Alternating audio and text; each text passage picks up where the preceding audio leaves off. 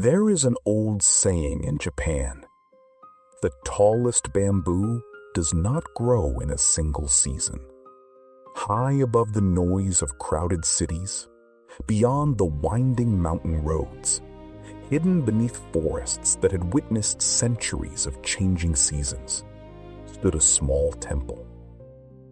It wasn't famous. There were no tourists, no grand ceremonies, only silence.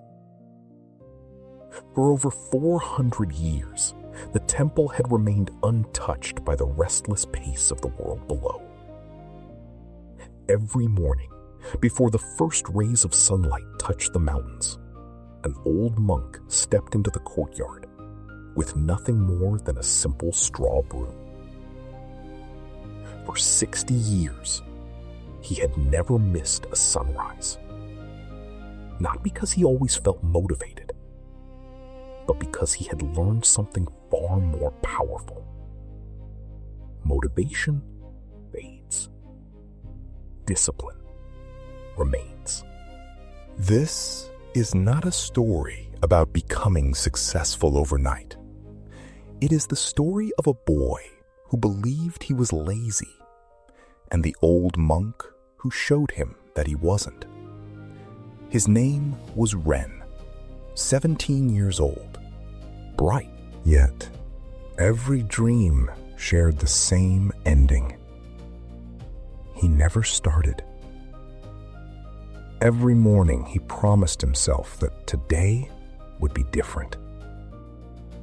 Today he would study. Today he would exercise. Today he would change his life. But somehow, tomorrow always sounded easier. Days became weeks. Weeks became months. Books gathered dust before they were ever opened. Plans remained trapped inside notebooks. His unfinished goals became quiet reminders of the person he wished he could become. His parents watched helplessly.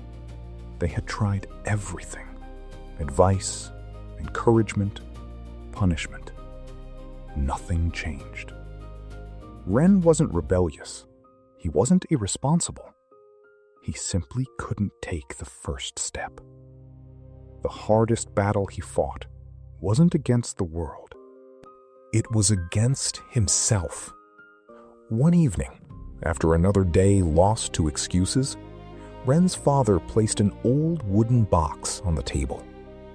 Inside was a faded photograph. It showed a mountain temple standing above the clouds. Next to it stood an elderly monk with calm eyes and a gentle smile. "There is a man," his father said quietly, "who has helped many young people find discipline when they believed they had none." Ren looked away. "I'm not broken." His father nodded. "I know." "Then why send me away?" "Because sometimes the place that changes you is far away from the life that's keeping you the same." Those words stayed with Ren long after the conversation ended. 3 days later, with only a small backpack and a heart filled with doubt, he began climbing the mountain.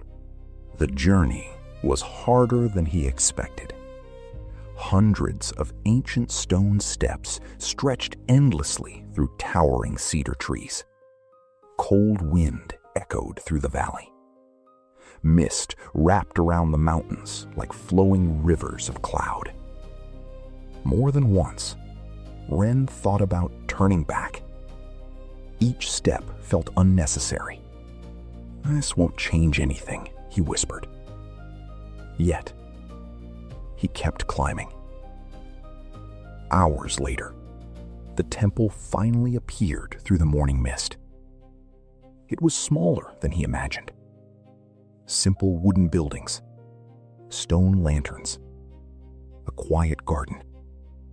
Nothing about it looked extraordinary, except for one thing: the old monk. He was sweeping fallen leaves with slow, steady movements. Each stroke of the broom was calm, deliberate, almost peaceful.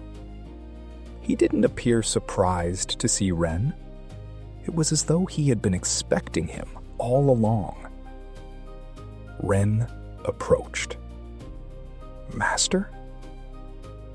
The monk looked up. His eyes were kind, but unreadable. "I came here because my family believes you can teach me discipline." The monk remained silent for several moments. Then, he handed Ren the broom. No speech, no welcome, no words of wisdom. Only a single instruction. Sweep the courtyard. Ren blinked. "That's it?" The monk simply nodded. Ren looked around. The courtyard was enormous. Thousands of leaves covered every stone. He laughed in disbelief. "This is impossible." The monk spoke again. "If it is impossible," he gently pointed toward one small leaf resting near Ren's feet. Ren stared at the leaf, then at the endless courtyard. What difference could one leaf possibly make?